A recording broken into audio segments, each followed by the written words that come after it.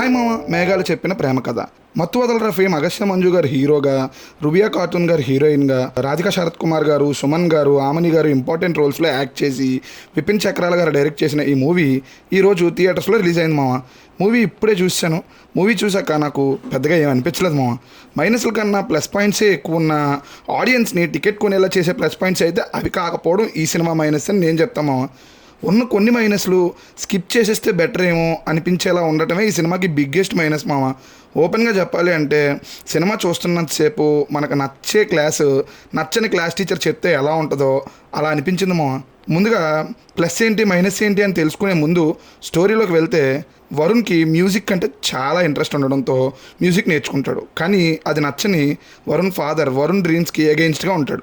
అప్పుడు వరుణ్ తన నాన్నమ్మ వాళ్ళ ఊరికి వెళ్తాడు. అక్కడ మేఘన పరిచయం అవడంతో వాళ్ళిద్దరి పరిచయం ఒక జర్నీగా మారటం, ఇలా అవుతూ ఉండగా వరుణ్ తన గోల్ని అచీవ్ చేశాడా, మేఘనతో తన లవ్ సక్సెస్ అయ్యిందా అనేది రిమైనింగ్ స్టోరీ కొత్తగా ఉండి ఆ ఆర్టిస్టుల పర్ఫార్మెన్సెస్ కూడా చాలా న్యాచురల్గా ఉన్నా ఆ స్టోరీ చెప్పడానికి డైరెక్టర్ తీసుకున్న నరేషన్ సినిమాకి మైనస్గా మిగిలింది మామ. ముందుగా ప్లస్ పాయింట్స్లోకి వెళ్తే యాక్టర్స్ అందరూ చాలా న్యాచురల్గా చేశారు మామ. హీరోయిన్ చాలా అంటే చాలా క్యూట్గా ఉంది, చూడడానికి చాలా బాగుంది. తన పర్ఫార్మెన్స్ కూడా చాలా న్యాచురల్గా ఉంది మామ. సినిమాకి మెయిన్ ప్లస్ పాయింట్ అంటే జస్టిన్ ప్రభాకర్ గారి మ్యూజిక్. అలా వింటూ ఉండిపోవాలనిపించింది మా. సినిమా కోర్ పాయింటే మ్యూజిక్ అయినప్పుడు అది కుదిరితేనే ఆ ఇంపాక్ట్ ఆ మూవీ మీద కూడా ఉంటుంది. సో అది సినిమా కుదిరిందని చెప్పొచ్చు. ఎడిటర్ కూడా సినిమాకి ఏం కావాలో అదే చేశారు మా. విజువల్స్ చాలా నీట్గా పెయింటింగ్లో ఉన్నాయేమో.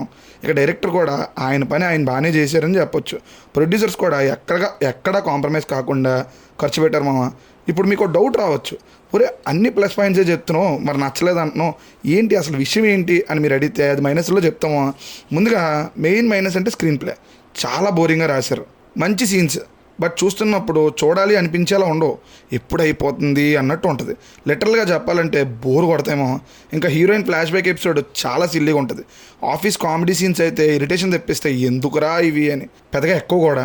హీరోయిన్ పబ్లో ప్రపోజ్ చేసే సీన్, ఆ రిజెక్షన్కి ఎందుకు అంత ఫీల్ అయిపోతుందో అర్థం కాదు.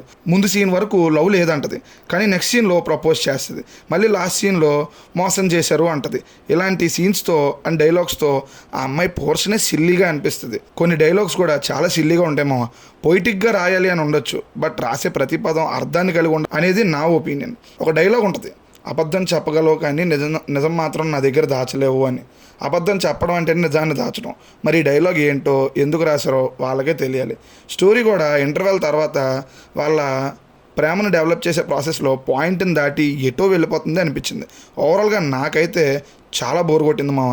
ఎన్ని ప్లస్ పాయింట్స్ ఉన్నా బోర్ కొట్టింది అనే పాయింట్ మన మైండ్లో ఉంది అంటే చూడటం కష్టమనే కదా అర్థం. బట్ ఒక్కసారి చూసేయచ్చు అని నేను అంటాను. ఓటీటీలోకి వచ్చాక ఈ మూవీకి మంచి రెస్పాన్స్ రావచ్చు అనేది నా ఒపీనియన్. ట్రై చేస్తా అన్నవాళ్ళు ట్రై చేయండి మామ.